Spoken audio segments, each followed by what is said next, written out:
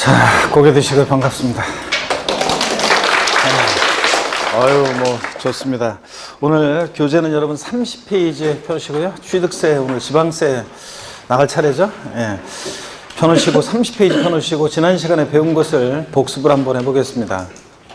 우리 지난 시간에 중요한 거 배웠는데 징수 방법 배웠죠. 예. 우리 세금, 이 세금은 어떻게 징수되느냐 그러면 신고납부 방법이라는 게 있는데, 납세의무자가 1차적으로 세금 계산에서 계산된 세금을 과세유치에게 어떻게 합니까? 신고하고 신고된 세금을 납부합니다. 이런 징수 방법을 신고납부 방법으로 한다고 그랬죠? 예. 자, 이 신고납부해야 되는데 신고납부를 만약에 불성실했다. 어떤 제재를 받습니까?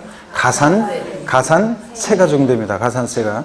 가산세부터는 보세요. 납세의무자가 1차적으로 신고납부했어야 되는데 안 했으니까 2차적으로 과세권자가 다시 세금 계산해서 요 다시 계산한 산출세에다가 가산세 합한 금액을 납세 고지서를 발부해서 징수한다고 그랬습니다. 그랬죠? 만약에 가산세가 20만 원 붙었다. 과세권자가 다시 계산한 산출세액이 100만 원이면 합해가지고 120만 원 내라고 고지서 보내죠? 근데 그 고지서를 바꿔서 납부기한 내에 세금을 만약에 또 미납부했다. 어떤 제재를 받습니까? 가산금이 적용됩니다. 이렇게 원칙 신고납부하는데 예외적으로 가산세부터는 보통징수 방법으로도 징수할 수 있는 그런 지방세가 있었습니다. 취득세, 그 다음에 읊어보세요. 등록면허세, 취득세, 등록면허세, 그리고 지자로 이름 시작하는 지방세 네 가지 애들이 그렇죠. 그래서 지역자원시설세, 특정 자원분, 또 지방소비세, 지방소득세, 그리고 지방교육세, 취득세, 등록면허세, 부가세일 때. 자, 그래서 취득세, 등록면허세, 또 지자로 이름 시작하는 애들 지방세 네 가지 얘네들은 원칙 뭐합니까? 신고납부합니다. 가산세가 적용되지만 가산금도 적용될 수 있고요. 자, 신고납부 원칙인데 보통징수 방법으로도 이렇게 징수할 수 있습니다. 그 다음에 여러분요, 과세권자가 세금 계산해서 세무공무원이 계산된 세금을 납세의무자에게 납세 고지서를 발부해서 징수하는 징수 방법이 있죠. 지방세에서 이런 징수 방법을 뭐라고 합니까? 보통징수. 국세에서는 똑같은 얘기를 뭐라고 합니까? 정부부가가세 또는 부가가세 방법 또는 정부부가가세 이렇게 얘기합니다. 얘네들 하여튼 고지서 날라오는데 납부기한이 있죠. 고지서에는 납부기한 내 세금을 미납부했다. 어떤 제재를 받습니까? 가산금이 적용됩니다. 이렇게 보통징수하는 지방세가 있었는데 딱 두 가지만 알아도 돼요. 일단 어떤 거예요? 재산세, 그리고 그 친구 재산세랑 항상 같이 나오는 애 지역자원시설세, 특정 부동산분, 지역자원시설세, 특정부동산분. 얘네들은 자 보통징수합니다. 물론 재산세, 부가세로서 지방교육세는 또 본세에 따라서 그때그때 다르죠. 그래서 보통징수할 수도 있고, 하여튼 재산세, 지역자원시설세, 특정부동산 얘네들 보통징수하고, 그 다음에 우리 가산세라는 것은 자 이렇게 신고납부하는 세금 신고납부를 불성실했을 때 가산세인데 저 하나 빼먹었네. 정부부가가세는 국세가 있는데 어떤 게 있습니까? 정부부가세를 원칙으로 하는 국세, 종합부동산세, 그리고 상속세, 증여세, 종부세, 상속세, 증여세 애들 정부부가세하고, 웬만한 나머지 이제 국세들 뭐 양도소득세 같은 소득세, 법인세, 부가가시세 등등 웬만한 국세들은 뭐합니까? 예? 신고 납부한다고 그랬어요. 자, 그래서 국세들, 웬만한 국세들은 신고질 원칙으로 해요. 그래서 소득세, 법인세, 부가세 등등은 신고 납부합니다. 가산세라는 것은 자, 신고 납부 의무를 불성실했을 때 적용되는 건데, 그 신고 납부 의무 불이행에 대한 벌과금적 성격으로 뭐 이렇게 부과합니다. 학자들에 따라서는 행정벌적, 벌과금적 성격을 부과하는데, 예, 그럴 때 이 가산세는 가산금을 포함한다, 포함하지 않는다? 포함하지 않는다 그랬습니다.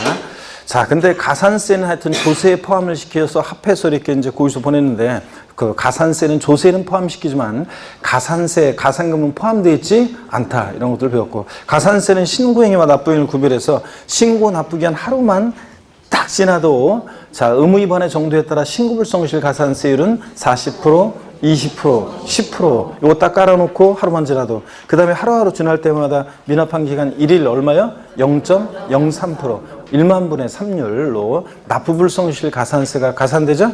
예, 그잖아요. 멍하니 있지 말고. 자, 앞 동네 저 3명이 오늘 저 대답은 안 하고 멍하니 있는 것 같아요. 아니구나, 포함해서 4명. 예?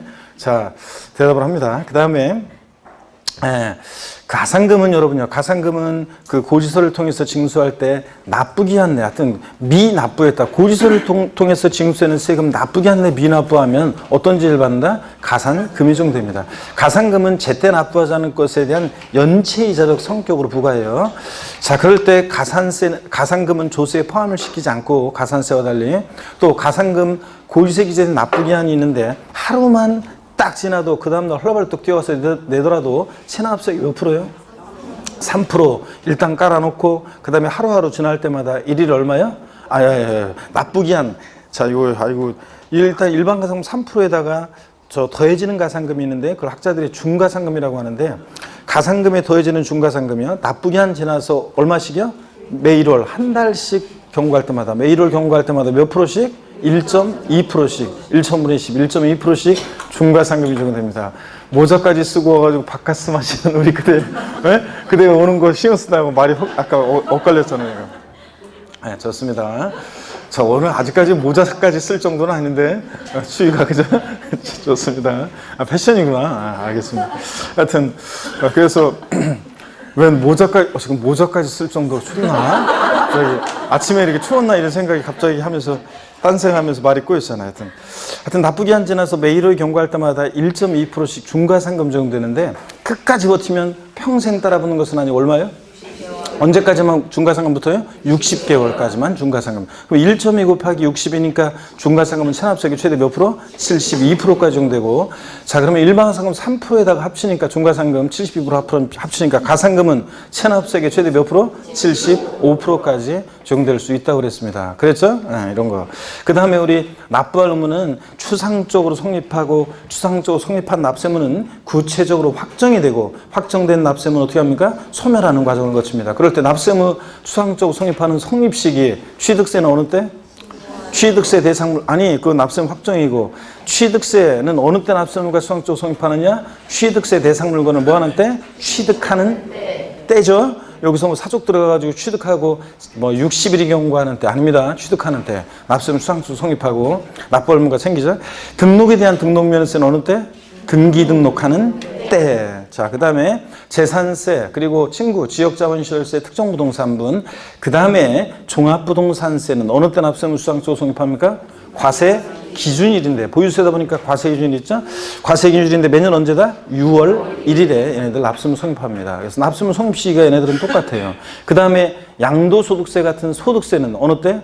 소득세, 법인세, 부가시세는 원칙적으로 어느 때 납세물 성립합니까? 과세 기간이 끝나는 때, 일정한 기간을 단위로 과세하니까 소득세는 어느 때부터 어느 때까지 자연인 개인의 소득에 과세하느냐, 과세 기간이 있고 1월 1일부터 12월 31일까지를 과세 기간으로 할 때 과세 기간이 끝나는 때 12월 31일이 되면 비로소 소득을 전부 다 합산할 수 있게 되니까 그때 납부할 의무가 추상적으로 성립합니다. 과세 기간이 끝나는 때. 그래서 뭐 소득세, 소득 얻은 때, 소득 발생할 때, 소득 지급하는 때, 양도하는 때 아무리 꼬셔도 넘어가면 된다 안 된다? 안 된다고 그랬습니다. 과세기간이 끝나는 때고. 그 다음에 이렇게 추상적으로 성립한 납세무는 구체적으로 확정이 되는데 납세무 확정이란 말을 보면 누가 세금 계산하냐 이걸 돌려야죠. 그래서 자 보세요. 신고 납부하는 애들, 신고 납부하는 세금들은 원칙적으로 납세무자가 납세무를 확정하는데 어느 때 확정이 된다? 구체적으로 신고하는 때 납세무가 확정이 됩니다. 그래서 납세무자 원칙, 납세무자가 신고하는 때 납세무 확정되는 지방세가 어떤 거냐? 그럼 어떤 거예요? 취득세, 신고 납부하는 애들, 등록면허세, 지자로 이름 시작하는 애들 네 가지 얘네들 신고하는 때 원칙 확정되고, 국세에서는 소득세, 법인세, 부가세 등등등. 종합부동산세도 원칙은 부가가세하지만 거기서 날라온 거 휴통해 버리고 신고 납부를 선택하면 납세무자가 그러면 신고 납부할 수도 있죠. 그러니까 종합부동산세는 신고 납부 선택할 때는 예외적으로 신고하는 때 납세무가 확정될 수도 있고요. 그 다음에 또 보통징수나 정부부가세하는 세금들은 원칙적으로 과세권자가 납세물을 확정하는데 어느 때 확정이 됩니까? 결정하는 때. 그래서 원칙 과세권자가 과세표준과 세액을 결정하는 때 납세무가 확정되는 지방세 어떤 겁니까? 재산세, 그리고 친구, 지역자원시설세, 특정부동산분 이런 애들. 그 다음에 국세에서는 원칙 결정하는 특정들은 국세, 종부세, 상속세, 증여세. 얘네들은 원칙 결정하는 특정됩니다. 정부가 사는 애들. 그래서 이 세금은 어떻게 징수가 되느냐 이걸 꼭 여러분들이 알고 있어야 돼요. 기본적으로. 그 다음에 자, 확정된 납세문은 소멸하는 과정을 거친다고 그랬습니다. 그럴 때 납세문 소멸 사유, 납부, 세금 납부하면 소멸하죠? 납부, 충당, 부과권의 철회의 주의소예요. 취소, 제척기간 만료, 소멸시효, 완성 5가지. 납부, 충당, 부과권의 취소, 제척기간 만료, 소멸시효, 완성. 요 5가지고. 아닌 거, 소멸사유 아닌 거, 납세자의 사망, 죽었다고 모든 일이 해결되는 거 아니고.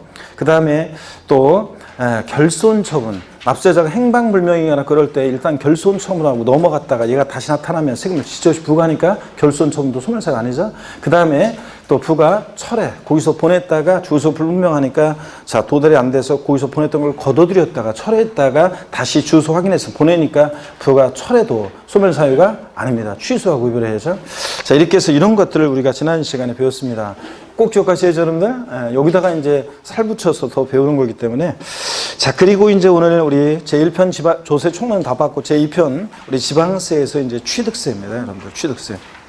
그래서 취득세, 자, 어떤 것들을 중심으로 출제되느냐, 뭐 이런 것들은 지난 시간에 제가 말씀을 드렸어요. 취득세 어떤 성격의 조세인지, 취득세는 어떤 것을 과세 대상으로 하는지, 또 취득세 납세 의무자는 누가 되는지, 또 취득세에서 취득은 뭐고, 어떤 모습으로 취득되는지, 또 그 다음에 취득세, 취득 시기 이런 것들 배웠잖아요.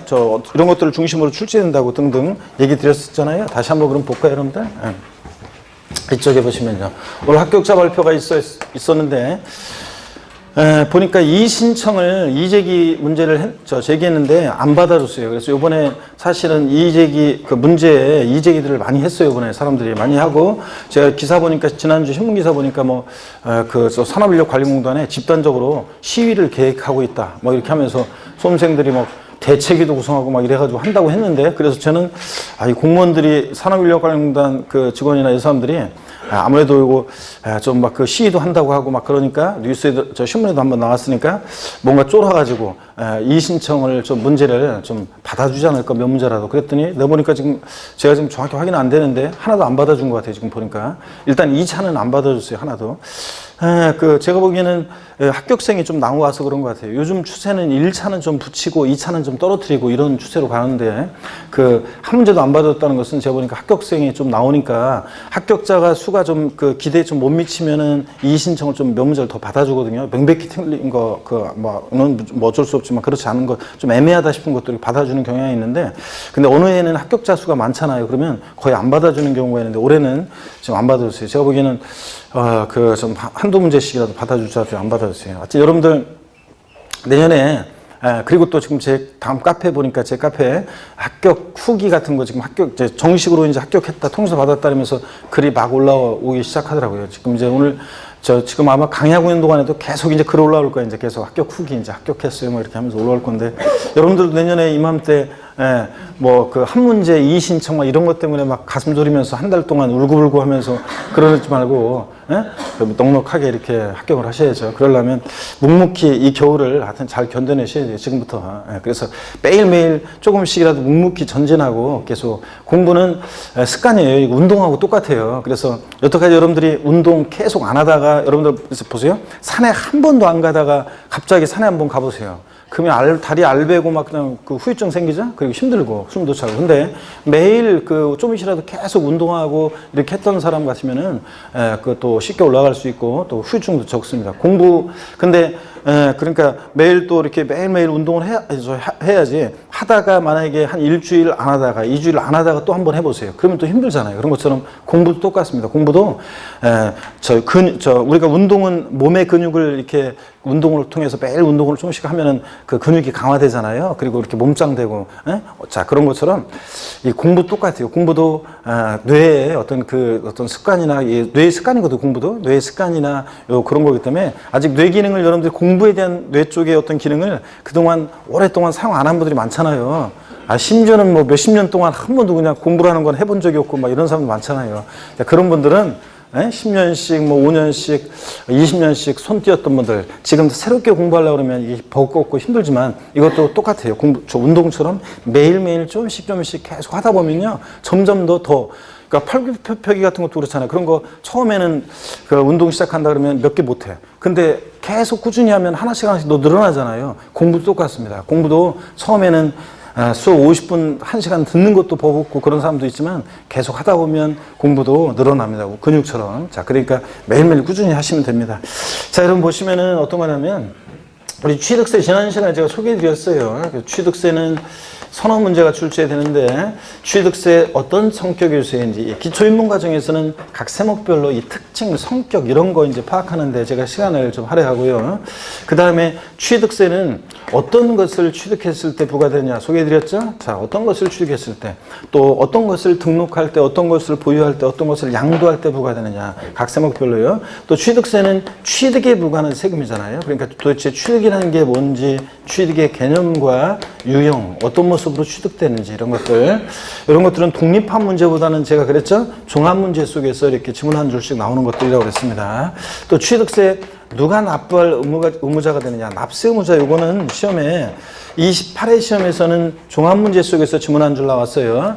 7회, 26회, 25회 계속 나왔습니다. 29회 시험에서는 나온다고 생각하면 된다고 그랬습니다. 독립한 문제도 나올 가능성도 아주 높고 또 안 나오면 종합 문제 속에서라도 납세 의무자는 또 나온다. 그래서 잘 보셔야 되고, 취득세 또 어느 때 취득했다고 볼 것이냐, 취득 시기. 요게 이제 시험에 나왔다고 그랬죠. 제가 28회 시험에 지난 28회 시험에 나왔고요. 독립한 문제로 가끔 나오는 건데 28회 시험에 안 나오면 제가 29회 시험 나온다고 그랬고 나왔습니다. 예상대로. 그리고 제가 지난주에 얘기했듯이 제가 그 평상시 수업 잘 들었던 분들은 뭐 소유권 이전고실에 다음날, 요거 항상 쏙 빼서 다음날을 빼서 나오니까 소유권 이전고실 나오면 다음날을 봐라. 항상 그래서 리듬을 타면서 계속 했던 건데 그거 정답쯤으로 나왔다고 그랬습니다. 29회 시험에 독립한 문제로 나올 가능성이 낮기 때문에 일단 주요 내용만 몇 가지 보고 합니다. 그 다음에 취득세 세금 계산 어떻게 할 것이냐는 다른 세금도 다 중요하다고 그랬어요, 여러분들. 그래서 과세 표준은 어떻게 일정되고 몇 프로 세율이 적용되느냐는, 자, 그래서 세금 계산은 어떻게 할 것이냐. 자, 이것은 다른 세금도 다 중요하다고 그랬습니다. 자, 그래서 취득세, 과세 표준과 세율은 시험에 또 29회 시험에 무조건 나오는 부분인데 몇 문제 나오냐가 문제예요. 세율에서 2문제 나올 때도 많이 있습니다. 자, 이 세율에서 이번엔 1문제 나왔고 과세 표준은 종합 문제 속에서 지문 한 줄 나왔는데 하여튼 독립한 문제로도 나오기도 하고 하여튼 뭐 과세 표준과 세율은 무조건 나오는 부분이고, 그 다음에 세금 계산했으면 내야죠. 납세지를 어디로 할 것인지, 또 그 다음에 취득세는 신고 납부하는데, 자, 그 신고 납부 언제까지 할 것인지, 또 그 의무를 불성실하면 어떤 제재를 받느냐, 이런 것도 시험에 또 무조건 나오는 부분이고요. 그렇게 말씀드렸죠. 그 다음에 어떤 경우에 취득세는 비과세 되느냐. 자, 이 비과세 부분은 독립한 문제로 잘 출제되는 부분은 아닌데 최근에 올해 28회 시험에서는 지난 28회 시험은 재산세에서 독립한 문제로 나왔고 취득세 비과세는 종합 문제 속에서 지문 한 줄 나왔습니다. 올해는 뭐 독립한 문제로 가능성보다는 종합 문제 속에서 역시 또 한 줄 나올 수 있고요. 그래서 이런 것들을 테마로 취득세를 공부하고 출제한다고 그랬습니다. 그랬죠, 여러분들? 지난주 소개해드렸잖아요, 이거. 자, 그럼 오늘 30페이지 여러분 보십니다. 30페이지 제1절 개요 및 취득의 유형입니다. 본격적으로 보기 전에 스트레칭 한번 하고 보도록 하겠습니다. 목 운동부터 봅니다. 30페이지 보시니까 개요 및 취득의 유형인데요. 취득세의 의미 특징입니다. 의의를 보니까요. 취득세는 지방세법에 열거된 부동산 등을 취득하는 경우에 그 취득자가요. 줄 글 필요 없어요. 일반적으로 취득가에게 법정 세율을 곱한 금액을 세고를 해서 물건 소재지 관할하는 주소지가 아니라 물건 소재지 관할하는 특별시광시도 또 특별자치도 특별자치시 뭐 이런데 신고하고 납부하는 그런 지방세입니다. 특징 보시니까 특징도 줄글 필요 없습니다. 학자들이 얘기하는 거라. 취득세는 재산을 보유하는 경우에 예상되는 수익에 대해서 과세하는 수익세 성격을 갖는 재산세와 달리 재산권의 이전을 계기로 취득하면 소유권이 이렇게 오잖아요. 재산권의 이전을 계기로 나타나는 담세력, 세금 부담할 수 있는 능력을 포착하여 과세는 유통세적 성격과 우리 취득세, 등록면허세, 양도소득세 같은 세금을 뭐라고 그랬어요? 유통과세. 자, 취득하면 소유권 오고 양도하면 가고 왔다 갔다. 그죠? 유통세력 성격과 재산권의 취득 행위자에게 과세는 행위세력 성격을 갖고 있다. 취득세는 취득 행위가 있고 그 행위를 보고 부과하는 행위세력 성격이 있다. 이렇게 얘기합니다. 줄 글 필요 없어요. 아이고, 줄 글라고 막 하는 거. 저희가 학자들이 하는 거고, 처음에 공부할 때 그냥 이런 얘기들은 처음에 공부할 때 이렇게 기초 이론할 때 이렇게 한 번씩 읽어보는 거예요. 이해를 돕기 위해서. 자, 그 다음에 31페이지 그 박스 안에 보니까 사람이 있죠? 예. 관공서가 있고. 자, 취득세는 사실상 취득세 대상 물건을 사실상 취득한 자가요. 사실상이란 말 속에는 이제 등기 없이도 이런 말이 숨어 있다고 생각하시면 되는데, 하여튼 등기 전 안 받았어도 취득세 대상 법에 열거된 물건을 사실상 취득한 자가 그 사실상 취득한 경우에 자, 물건 소재지 특별시관시 도에 특광도에 물건 소재 특광도에 신고 납부하는 그런 세금입니다. 그 동그라미 1번 특징을 보면 행위세고요. 줄 긋지 마세요. 자, 그냥 읽어봅니다. 취득세는 취득 행위를 보고 부과하는 행위세고, 유통 과정에서 부과되는 유통과세는 세금이고, 응능과세, 취득세는 응할 응이고, 능은 조세부담 능력을 얘기해요. 그래서 조세부담 능력에 응해서 과세하는 세금. 네가 5억짜리 부동산을 취득해? 그만큼 조세를 부담할 수 있는 능력이 있겠구나. 그래서 부과하는 세금 뭐라고 하냐? 응능과세 이렇게 얘기합니다. 자, 물세 이게 뭐냐? 요건 이제 요것도 학자들이 얘기하는 거라, 물세 시험에서 다음 중 물세인 조세는 인세인 조세는 안 나와요. 앞에 조세 분류 부분에서 있었던 건데 지금 제가 여기서 설명한다고 넘어온 건데, 여기 한번 보세요. 말 뜻만 여러분이 이해하시면 돼요. 물세라는 게 뭐냐면 세금을 계산할 때 물건을 보고 세금을 계산해요. 자, 그래서 물세는 세금 계산할 때 납세 의무자 있죠. 납세 의무자의 인적 사항을 고려하지 않습니다. 납세 의무자의 인적 사항을 고려하지 않고요. 사람은 안 보고 물건 각각 개별 과세한다는 그런 특징이 있어요, 여러분들. 자, 그래서 납세 의무자 인적 사항 고려하지 않고 세금 계산할 때 물건을 보고 세금 계산하는데, 어떤 게 물세를 취하고 있냐면, 결론부터 말씀드리면 취득세, 등록면허세, 재산세, 우리 지방세 주요 3개 세목은 물세입니다. 그래서 재산세에서 다만 토지는 제외하고요. 토지를 보유할 때를 제외하고 건축물이나 주택 같은 것을 보유할 때는 물건별로 각각 개별과세합니다.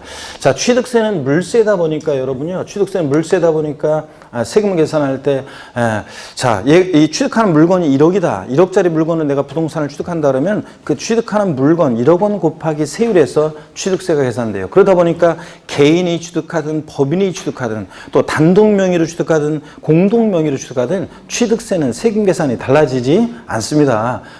여러분, 그래서 그 부부 공동 명의로 하게 되면, 공동 명의로 살 때 단독 명의로 사든 아니면 부부 공동 명의로 사든 취득세는 똑같아요. 그래서 가급적이면 부부 공동 명의로 사면 나중에 종합부동산세나 양도소득세에서 절세에 좀 유리합니다. 그래서 가급적이면 부부 사이좋게 공동 명의로 부동산 사는 것이 좋습니다, 여러분들. 그래서 나중에도 배웠지만 세대원 간의 소유를 분산하는 게 좋고요. 부동산 현행세법 체계에서는 세대원 간의 소유를 분산해서 하는 게 좋고, 남편 명의로 그냥 나중에 말씀드리겠지만 남편 명의로만 다 어떤 그 신랑을 보면, 어떤 주부수강생이 상담한 그 주부수강생 보면 집이 한 2채가 있는데 또 하나 집을 사는데 그걸 갖다 또 남편 명의로 하려고 하더라고요. 그러면서 그 주부수강생이 이제 요 세법을 배웠잖아요. 그러니까 가서 신랑한테 여보 명의 이거는 이제 이번 거는 내 거로 해야지 당신 명의로만 다 갖고 있으면 안 좋다고 내가 배웠어. 그렇게 하면 안 되는데, 그랬는데도 신랑이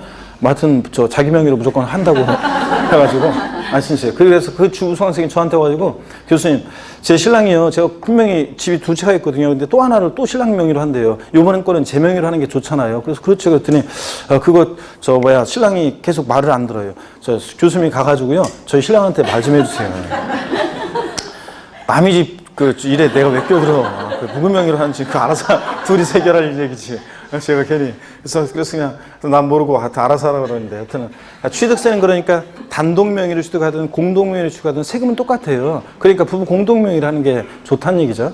개인이 취득하든 법인이 취득하든 똑같아요. 왜냐하면 취득하는 물건만 보고, 취득하는 자의 이 납세의무자 인적사항 고려하지 않고 취득하는 물건만 보고, 그 취득하는 물건이 1억이다. 1억 곱하기 세율에서 세액 계산하잖아요. 그러니까 자, 취득세는 물세입니다.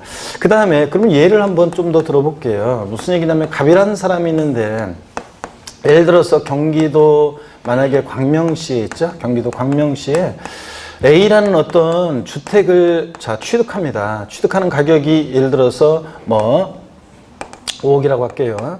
또 같은 또 경기도 광명시에서 B주택도 취득해요. 가격이 만약에 3억 원이라고 할게요. 그러면 여러분 취득세 계산할 때 A주택과 B주택을 갑이다 취득하니까 취득가격을 합해가지고 8억 곱하기 세율 해서 취득세 아닙니다. 그냥 취득하는 자의 인적상을 고려하지 않고 취득하는 물건만 봐요. 자, A주택 가격이 얼마냐? 5억 원 곱하기 세율해서 취득세 계산합니다.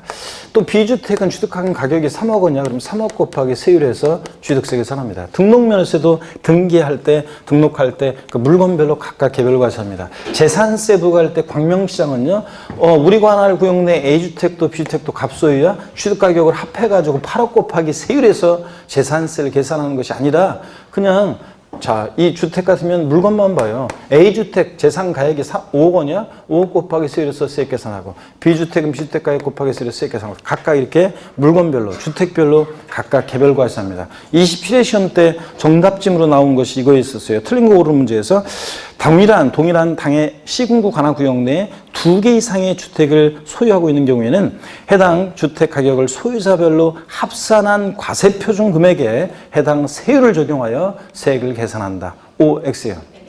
X요? 여러분들 지금 처음 배우는데도 이런 문제 나오던 거 27회 시험 나온 거 맞출 수 있잖아요. 그래서 물세냐 인세냐 시험에서 직접 묻지 않아요. 그런데 그 의미를 알고 있는지를 이런 식으로 이렇게 물어본단 말이에요. 주택에 대한 재산세 계산할 때 주택분산세는 어떻게 한다? 물건별로 각각 개별 과세하는 거지 소유자별로 합산해서 과세하지 않는다는 거. 자, 그 다음에 또 보시면요. 이거하고 상대되는 개념이 뭐냐면 인세예요. 물세하고 상대되는 개념이 뭐냐면 인세인데 인세는 세금을 계산할 때 사람을 봐요. 그래서 사람을 봐서 납세의무자의 인적 사항을요 고려해요.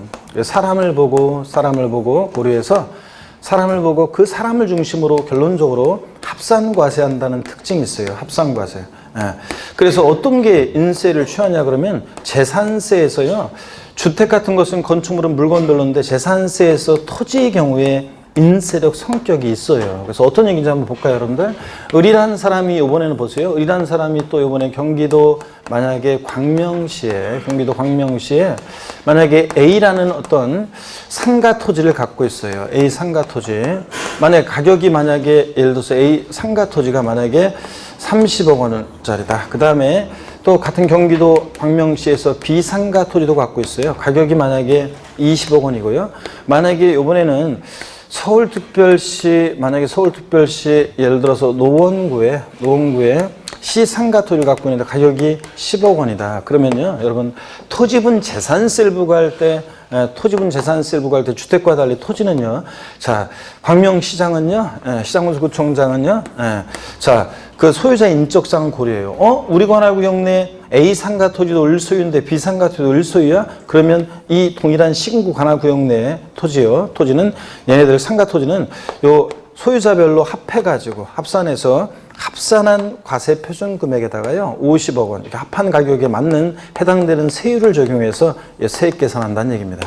노원구에 있는 것은 당연히 재산세는 시군구세니까 노원구에 있는 것은 노원구청장이 세금 계산해서 요거 곱하기 세율에서 세액 계산해서 징수하고요. 자, 딱 보니까 알겠죠, 여러분들? 토지의 경우에 재산세는 인세력 성격이 있어서 당의 시군구 관할구역 내 토지를 소유자별로 어떻게 한다? 합산해서 과세합니다. 자, 그런데 전국에 있는 국내에 있는 토지를 합산하는 것은 아닙니다. 당의 시군구 관할구역 내 토지를 합산하고요. 그래서 재산세의 경우에 토지만 인세력 성격이 있습니다. 원칙은 물세인데요. 그 다음에 종합부동산세도 여러분 줄여서 종부세. 종합부동산세도 얘도 인세예요.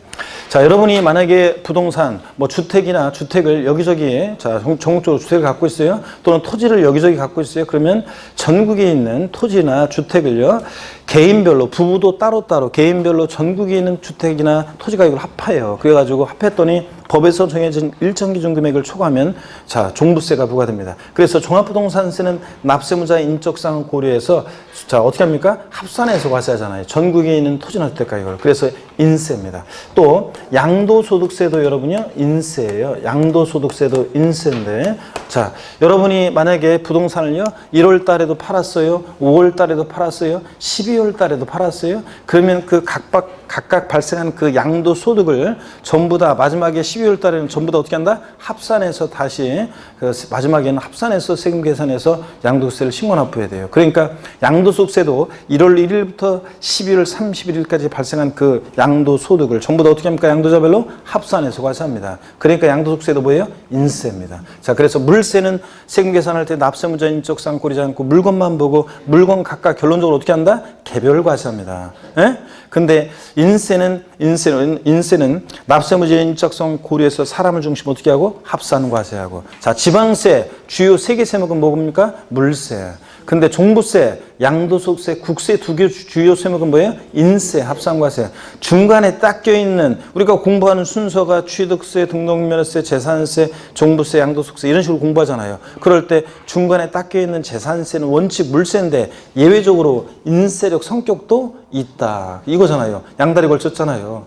아유, 그래서 이 자세가 이게 여기서 이렇게 방향만 틀면 이게 이제 쇼트트랙 되는 건데 이제 동계올림픽 열리잖아요. 우리가 동계올림픽에 관심을 좀 가져야 되는데, 근데 뭐 동계올림픽 그러면 많은 게 있어야지 뭐. 동계올림픽 그러면 저희들이 주로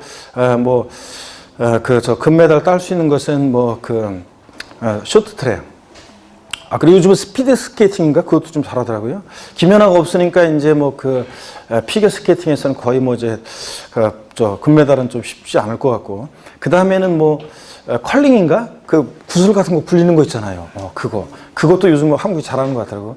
글쎄, 그거 빼놓으면은 스키나 이런 거에서는 거의 우리가 안 될 것 같고. 어떤 간에 하여튼, 자, 보세요. 원칙은 지방세 주요 세 개 세목은 물세고, 자, 종부세, 양도세, 국세 두 개의 주요 세목은 인세 합산과세하는데 중간에 딱 껴있는 재산세는 원칙 물세인데 예외적으로 고개를 드시고 토지의 경우만 뭐라고요? 인세적 성격이 있다. 양다리 걸쳤다 그랬습니다. 자, 그럼 거기 동그라미 3번 박스 안에 물세에다가 가로 열고 요거 써놓으세요. 개별과세 그리고 가로 닫고. 자, 그래서 취득세는 물세입니다. 그러니까 취득하는 물건별로 각각 어떻게 한다? 개별과세한다. 동그라미 3번 물세 옆에다가 가로 열고 개별과세 가로 닫고. 자, 그 다음에 동그라미 4번은 우리 시험에 관계된 5개의 주요 세목의 성격을 얘기할 때 밑반찬, 스키다시처럼 깔려나오는 공통적인 성격이 있었잖아요. 5개 주요 세목은 다 뭐라고요? 직접세고, 독립세고, 보통세고, 종가세고, 정률세율 정된다고 그랬습니다. 그랬죠? 예. 그 다음에 이제 중요한 게 동그라미 5번 사실주의 과세, 6번 현황부가 있죠. 이게 제일 중요합니다. 이건 어디서 나온 건지 요건 이제 쭉 설명을 드립니다. 실질과세 원칙이라는 게 있어요. 자, 이쪽에 한번 설명드립니다, 여러분. 실질과세 원칙이라는 게 있는데 이것을 이해하면 자, 많은 내용을 우리가 외우지 않아도 자, 부동산 세법 이해할 수 있게 됩니다. 실질과세의 원칙. 지방세 기본법이라는 법과요, 국세기본법에 나오는 건데 이걸 이해하면 많은 내용을 외우지 않아도 돼요. 그래서 잘 여러분들이 아셔야 되겠습니다. 먼저 이 법에 나오는 것을 제가 좀 각색해서 풀어서 설명을 드립니다. 귀속의 실질이요. 자, 세금의 귀속을 실질적으로 해라. 실질적인 소유자에게 세금을 귀속시켜라. 그런 얘기예요. 자, 어떤 거냐면 예를 들어서 이런 거예요. 실질 권리자. 어떤 재산에 대한 실질 권리자가 있어요. 자, 근데 등기등록 명의자가 있어요. 등기등록 명의자가 있어요. 그러면 대개는 여기에 일치하는 게 일반적이잖아요. 그죠? 근데 이게 일치하지 않을 때 세금은 누구한테 귀속시킬 것이냐? 자, 세금은요, 등기등록 명의와 관계없이 실질적인 소유자에게 실질적으로 귀속시켜라. 그래서 이 실질 권리자가 자, 납세 의무자가 됩니다. 그래서 대개 이제 우리 부동산세법 공부하다 보면 누가 납세 의무자냐? 그러면 명의와 상관없이 그 실질 권리자 소유자에게 세금을 귀속시키는 것을 보게 될 겁니다. 근데 물론 예외도 있어요. 원칙이니까. 그래서 명의자에게 부과하는 그런 예외도 있긴 있습니다. 자, 그 다음에 또 한번 보겠습니다. 두 번째로 내용의 실질, 내용도 실질적으로 보고 부과하라. 그 첫 번째가 중요한 건데요. 사실주의 과세하라. 사실주의 과세. 필기하지 말고 일단 설명을 들었다가 이제 쉬는 시간에 사진으로 찍어 가시던가 필기하시던가 하시고 이거 보세요. 사실주의 과세하라. 이게 무슨 말이냐면 사실주의, 실질주의라고도 하는데 등기, 등록, 허가 등과 등기 등록 허가 등과 무관하게 과세한다는 원칙이에요. 그래서 등기 등록 허가 등과 무관하게 과세한다는 건데 무관하게 과세한다. 자, 무슨 얘기냐 한번 보겠습니다. 예를 들어서요. 자, 제가 첫 주에 이제 제 동창 여자의 스토리를 통해서 부동산 매매하는 과정을 소개해 드렸었는데 자, 부동산을 매매한다 그러면 보세요. 우리 계약금, 중도금, 자, 우리 계약금, 중도금, 잔금을 치러요. 그러면 잔금 치렀어요. 소유권 이전 등기는 아직 안 됐어요. 그랬어도 이 을은 이 부동산을 사실상 취득했다 이렇게 본다고 그랬잖아요. 그래서 사실상 취득했다 이렇게 본다고 그랬잖아요. 그래서 사실상 취득했다고 봐가지고 이 취득자 을에게 취득세가 부과되고요. 또 이거 보유할 때 있잖아요. 등기 전까지 안 됐어도 과세 기준 6월 1년제 잔금 치르고 재산을 사실상 소유하고 있으면 을에게 재산세도 부과돼요. 또 등기 전까지 안 됐어도 잔금 받았을 때 매도인 갑은요, 이 부동산을 사실상 양도했다 이렇게 봐가지고 양도자 갑에게 뭐가 부과된다? 양도소득세요. 그러니까 우리 시험에 관계된 주요 세금들은 등기와 무관하게 등기되지 않아도 취득세나 재산세나 양도소득세가 과세가 된다는 얘기네요. 자, 그 다음에 또 보세요. 등기되지 않아도 과세가 되고요. 등록되지 않아도 과세가 돼요. 지적공부상, 나중에 이제 배우지만 공간정보의 구축 및 관리가 하는 부분, 하여튼 지적공부상 등록되지 않은 토지를 취득할 때 있잖아요. 취득세가 부과됩니다. 등록되지 않은 토지를 보유할 때 재산세도 부과돼요. 또 등록되지 않은 토지를 양도했을 때 양도소득세도 과세됩니다. 자, 그 다음에 자동차관리법상 등록되지 않은 차량 같은 거 취득할 때 취득세도 과세됩니다. 그러니까 우리 시험에 관계된 주요 세금들은 등록봐도 무관하게 등록되지 않아도 과세가 됩니다. 또 허가받지 않아도 과세가 돼요. 이게 무허가건축물이에요. 무허가건축물 취득했을 때 취득세가 부과됩니다. 무허가건축물을 보유할 때 재산세도 부과됩니다. 무허가건축물 양도했을 때 양도소득세도 과세가 됩니다. 그래서 자, 등기, 등록, 허가 등과 무관하게 과세가 됩니다. 우리 주요 세금들은요. 제가 이런 얘기를 설명을 드렸더니요. 자, 예전에 싫어합니다. 예전에 수강생들이 우리 여기 이 강의실보다 조금 더 길을라나? 좀 더 긴 강의실 있죠? 강의실에 수강생들 빽빽히 앉아있는데 막 쫙 빽빽히 앉아있는 강의실에서 어떤 수강생이 저쪽 뒤에서요, 손을 들어. 내 수업 시간에 손 들지 말라고 그랬잖아. 그죠? 아니, 저기, 그 무허가 건물 같은 거하고 대포 차량 같은 거 있잖아요. 예. 그런 건 어떻게 알고 적발해서 세금을 부과하는 건가요? 이렇게 물어보는 수강생분이 계십니다. 공부하는 수험생이 그런 쓸데없는 걸 왜 생각하고 있냐고. 아니, 무허가 건물을 과세당국에서 어떻게 적발해서 세금을 부과할 것이냐. 대포 차량을 어떻게 적발해서 세금 부과하냐. 이런 거 우리가 걱정을 왜 하냐고, 수험생이. 진짜. 그냥 등기되지 않아도 등록되지 않아도 허가받지 않아도 과세가 된다. 그래서 시험에서 다음 중 뭐 취득세나 재산세나 양도세 과세 대상인 거 아닌 거 나올 때 미등기된 토지, 미등록된 토지, 무허가 건축물 이런 거 나올 때 대상이 된다 안 된다? 된다. 우리는 그런 것만 알면 돼요. 자, 그래서 이게 사실주의입니다. 우리 시험에 관계된 주요 세금들 있잖아요. 취득세, 재산세, 종합부동산세, 양도소득세 등등 있잖아요. 우리 주요 부동산 세금들은 다 사실주의 과세예요. 이거하고 이제 상대되는 개념이 있는데, 이게 이제 뭐냐면 형식주의 과세라는 게 있어요. 그래서 나중에 이제 배웁니다. 등기등록이란 형식을 갖출 때 부과하는 건데 형식주의 과세. 이거는 등록면허세가 그래요. 나중에 이제 등록면허세 할 때 이 형식주의 과세가 어떤 건지를 자세히 소개해 드리겠습니다. 오늘은 하여튼 우리 주요 부동산 세금들은 사실주의 과세한다. 그리고 두 번째로요, 현황부과라. 현재 상황에 따라서 세금을 부과한다는 건데, 현황부과라는 건데, 현재 상황에 따라 세금을 부과하라. 어떤 거냐면, 예를 들어서 공부상 현황이야. 공부상 현황. 여러분, 공부 그러면 뭐냐면, 자, 공부는 공적 장부의 줄임말이에요. 이런 것도 기초이론에서 꼭 설명하고 넘어가야지, 대충 여러분이 알 거라고 생각, 그러면 그냥 여러분이 뭔지 알 거라고 생각하고 그냥 넘어가잖아요. 꼭 질문이 나중에 들어옵니다. 꼭 질문이 들어와요. 공부가 뭐예요? 꼭 이렇게 물어보는 분들이 계십니다. 그래서 꼭 설명합니다. 기초이론에서. 공적 장부의 줄임말이에요. 공적 장부. 그래서 뭐 토지대장, 건축물대장 같은 이런 공적 장부요. 공부상 현황과 그 다음에 사실상 현황이에요. 실제 사실상의 현황이 원래 일치하는 게 일반적인데 이게 일치하지 않아요. 자, 그랬을 때 세금은 무엇에 따라 부과할 것이냐 그런 얘기예요. 여러분, 취득세 같은 세금은 대개 취득일을 기준으로 판단해요. 등록면허세는 등록일을 기준으로 판단해요. 양도소득, 재산세나 종합부동산세는 과세 기준일 6월 1일을 기준으로 판단해요. 양도소득세 같으면 왜 이래? 양도일을 기준으로 판단합니다. 이런 날들 봤더니요. 이런 날을 기준으로 해서 봤더니 어떤 토지가 있는데 그 토지가 공부상으로는 토지대장에 농지로 등재가 돼 있어요. 자, 공부상으로는. 근데 실제로는 농사 안 짓고요. 농사 안 짓고 나대지 상태예요. 그러면 세금을 부과할 때 이 토지에 대해서 농지로 보느냐 농지가 아닌 토지로 보느냐에 따라서 세금이 확 달라집니다. 자, 그 다음에 양도일 현재 봤더니 공부상으로는 주거용 건축물 주택이에요. 주택. 근데 실제로는 영업용 건물로 사용하다가 양도합니다. 어떤 주택인데 보면 우리가 졸려고 하는 것 같은데 단독주택인데 아이고 졸음이 아침부터 그냥 막 쏟아지남. 아유 어젯밤에 그냥 뭐 공부했나 뭐 어젯밤에. 자 그래서 막 자 봅니다. 우리가 단독주택인데 보면은 이게 음식점 하는 그 주택들 있잖아요. 그래서 보면은 예전에 그 광명시도 광명시는 저쪽 그 바밀로 그쪽에 음식 문화거리죠? 음식 쫙 있잖아요. 저도 거기 가끔씩 오는데 거기서 또 여러분 여기 하여튼 집 가까운 데서는 제가 강의를 안 하려고 하는 이유가 뭐냐면 돌아다니다가 이렇게 막 만나면 좋겠어요. 근데 어떤 곳은요, 제가 이런 것도 있어요. 전국적으로 제 수강생들 쫙 깔려 있잖아요. 근데 인강 수강생들을 그렇고 얼굴을 제가 모르는 그런 분들이 이제 무서운 거죠. 그 사람들은 날 아는데 나는 모르잖아요, 사람들. 제가 그래서 이 행동을 조심해야 된다고 항상 제가. 예전에 그 어느 곳인가 여행 가다가 있잖아요. 뭐가 급해가지고 뭐가 필요해서 뭘 살라고 마트 그 지역의 어떤 지방에 무슨 롯데마트인가 이마트 같은 그런 마트가 있더라고요. 그래가지고 그 마트를 들어가서 물건을 뭘 좀 사려고 딱 들어가는 데 있죠.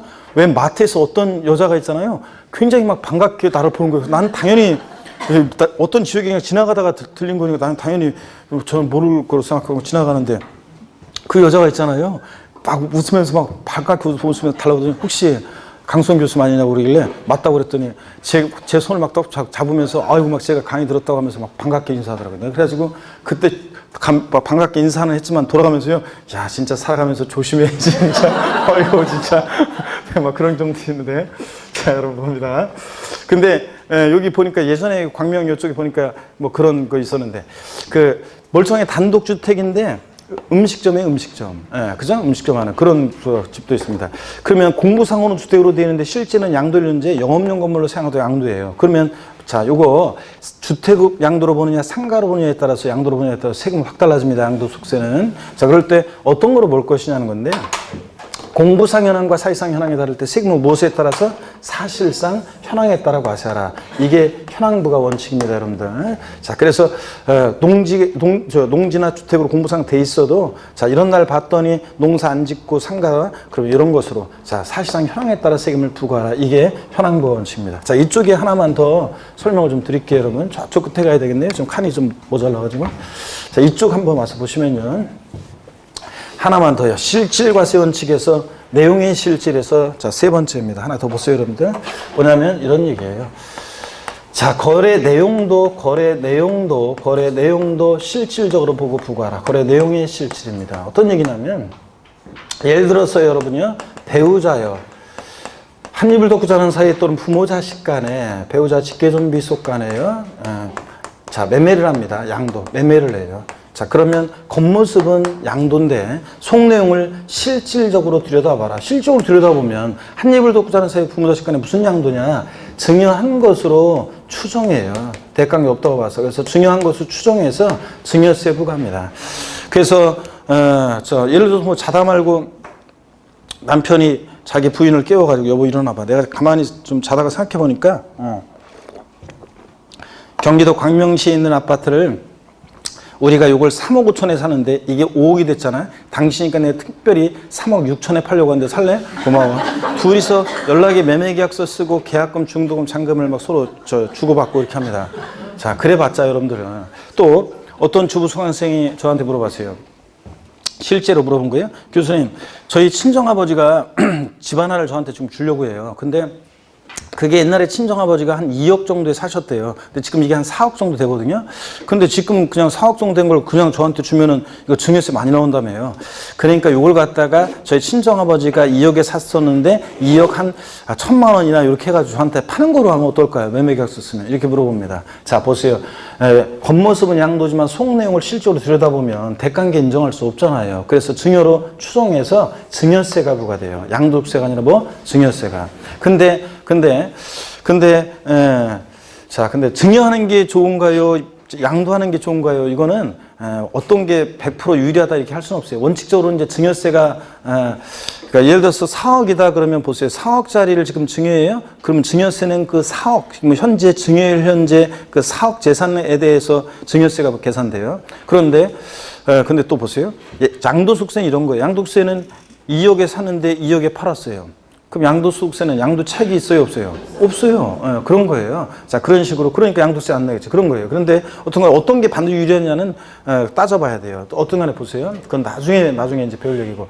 증여로 추정해서 증여세가 부과되고 양도세 부과되지 않아요. 근데 추정이니까 반대 증거가 있으면 깨질 수 있죠. 그래서 배우자 직분속간에도 대가관계 있다는 것이 명백히 입증이 되는 그런 경우에는 양도로 보는 경우도 있습니다. 근데 원칙은 배우자 직분속간의 양도는 뭐 한다고요? 증여. 무슨 한입을 놓고 사는 부분속간 양도냐. 증여로 추정해서 증여세 부과합니다.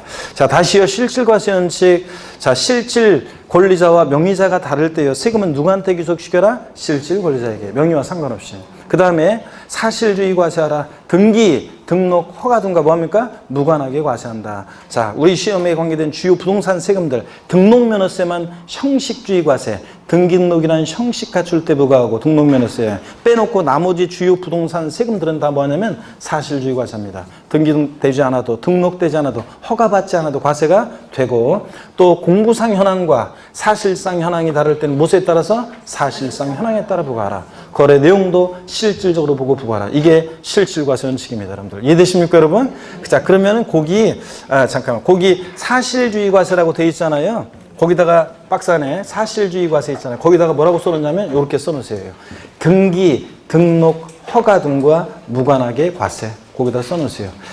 사실주의 과세 거기다 옆에다가 땡땡 해놓고 등기, 등록, 허가 등과 무관하게 과세. 그래서 취득세는 등기되지 않아도 등록되지 않아도 허가받지 않아도 과세가 됩니다, 여러분들. 예? 자, 그렇게 써놓으시고.